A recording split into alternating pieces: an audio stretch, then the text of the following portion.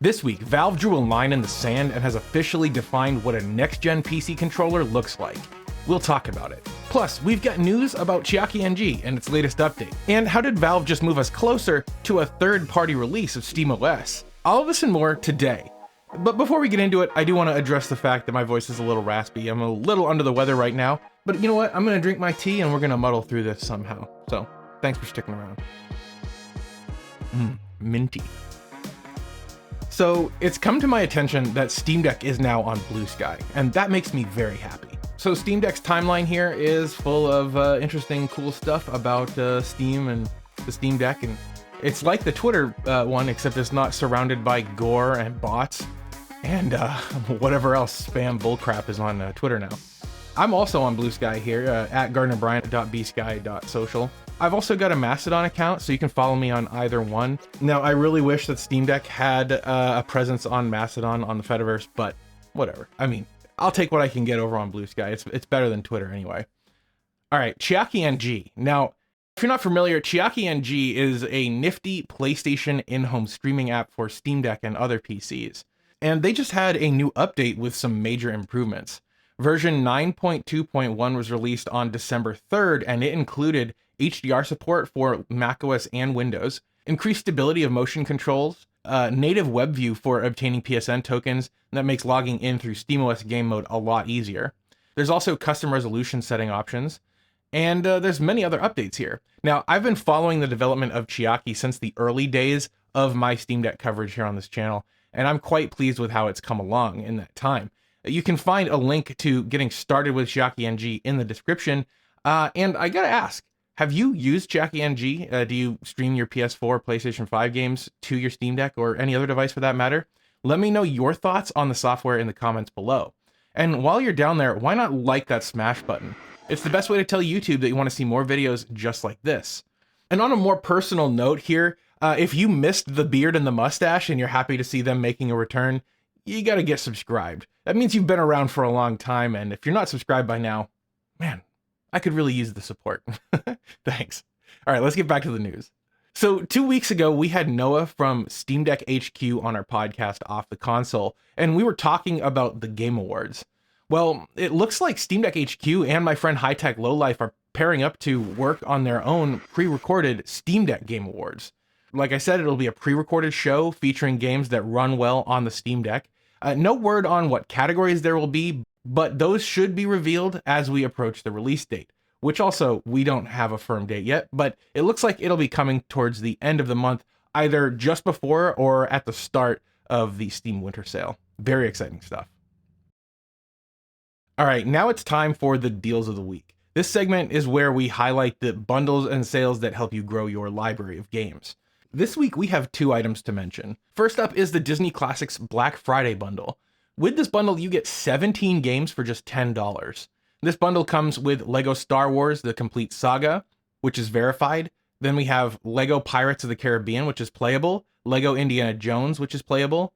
LEGO Indiana Jones 2, which is verified. LEGO Star Wars 3, The Clone Wars, which is verified. The Curse of Monkey Island, which is ranked Platinum on ProtonDB. Then The Secret of Monkey Island Special Edition, which is playable. Monkey Island 2 Special Edition, which is playable. Indiana Jones and the Emperor's Tomb, which is playable. And then a whole bunch of Star Wars games, including Empire at War, Knights of the Old Republic 2, Knights of the Old Republic, which are all playable. And then there's Star Wars Galactic Battlegrounds, which is ProtonDB Gold. Then there's Star Wars Jedi Knight Jedi Academy, which is also rated Gold. And The Force Unleashed, which is Gold. And rounding out the end of the list, there's Republic Commando, which is playable, and Star Wars Rebellion, which is ProtonDB Silver. As always with the Humble Bundles, you can use the links below to support this show and help support charity as well. There's only a few days left, so if any of these games appeal to you, then you can use the link below and help support this show. Now, if you missed the drama, apparently Blizzard has demanded that GOG remove Warcraft 1 and Warcraft 2 from sale. It's speculated that this is because there are Battle.net remasters for both games exclusively on Battle.net. And why would someone buy a DRM-laden version of a game when there's a good version over on GOG? So both Warcraft titles are going to be delisted from GOG on December 13th. And if you missed that news, the preservation program is where GOG, not the publisher or the original developers, have pledged that they're going to keep these old games alive and working on modern systems indefinitely, even if they get delisted from their own store. So this will be the first test of that resiliency. However, GOG is offering the DRM-free bundle with both Warcraft 1 and 2 at a discount, $2 off by using the code MakeWarcraftLiveForever, all one word. Once the game is delisted, anyone who owns the game in their GOG account will still be able to download it. So if you want a DRM-free copy of these games, you can quote-unquote vote with your wallet, as much as I hate that term, and you can use the link below in the pinned comment to pick up the bundle for yourself. So Valve has just updated their branding guidelines, and this is really exciting. These new guidelines define relatively strict rules about how to use the powered by SteamOS badge as it's displayed on hardware and packaging. Valve provides two logos, one in the positive color scheme and the other in an inverse scheme. The colors of these two logo variants are provided in RGB, CMYK, and also Pantone colors. The badge also has a minimum clearance space around the SteamOS badge and a minimum height for the logo in pixels and millimeters for printable materials. Valve's taking the branding of SteamOS very seriously, as it would with any of its other branding, and why shouldn't they? While SteamOS has been around for over a decade at this point, the fact that they've made significant inroads in the hearts and minds of PC gamers everywhere says that this is a basically new category for them. At least that's what I get from it. Now, what are these logos actually for? Well, they're to be emblazoned on product packaging for Valve's hardware partners. For example, Valve says, quote, partners/manufacturers will ship hardware with a Steam image in the form provided and or developed in close collaboration with Valve. So it's clear from this language, at least to me, that Valve expects at least a few OEMs to either ship the default SteamOS image or work with Valve to create a SteamOS image that works very well for specific handhelds or other hardware for that matter. Now, me being pedantic and on the spectrum, I did notice a few typos in the guidelines, including the extra word "the" here and the same subheading for both of these sections. But those are minor details, and I probably need to shut up about that. But in the same document, we also get some other juicy information. What does Steam compatible actually mean? Well, Steam compatible means that non-Valve input peripherals work with Steam on PCs by meeting some criteria set by Valve. Personally, I have been waiting for something like this to hit. Essentially, these guidelines lay out what it means to be a next-gen PC controller, and I'm totally here for this.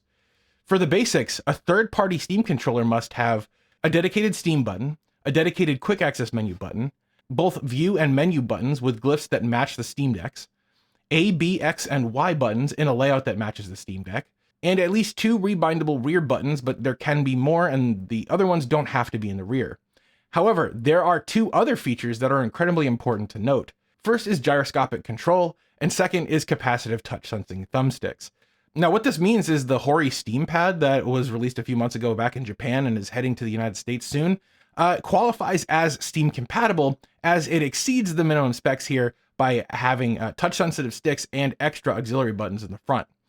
While I find it rather disappointing that Valve's not requiring controllers to have at least one trackpad, I kind of get it. I mean, trackpads can add a whole extra set of constraints to a hardware product, and these are for third-party controllers. They're essentially Steam controllers, but made by other companies. Presumably, these third-party controllers will either ship with powered by SteamOS devices or as standalone controllers. And this raises an interesting question. Will this mean that powered by SteamOS devices must conform their controllers to this specification? I would love to hear your thoughts about that down in the comments.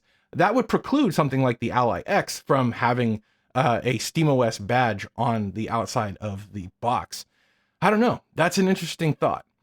But it's nice to see Valve drawing a line in the sand here, having an opinion and setting a minimum spec. Now, they're not only in a position to do just that right now, but for Valve to do so means that they can hopefully push the industry forward. And truthfully, I believe that their next game release is going to show everyone exactly what this specification can do.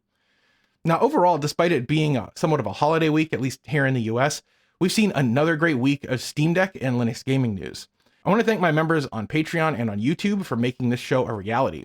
If you'd like to see your name listed over here, you can use the links below to make a monthly contribution. Thank you for watching, and I'll see you guys on Monday.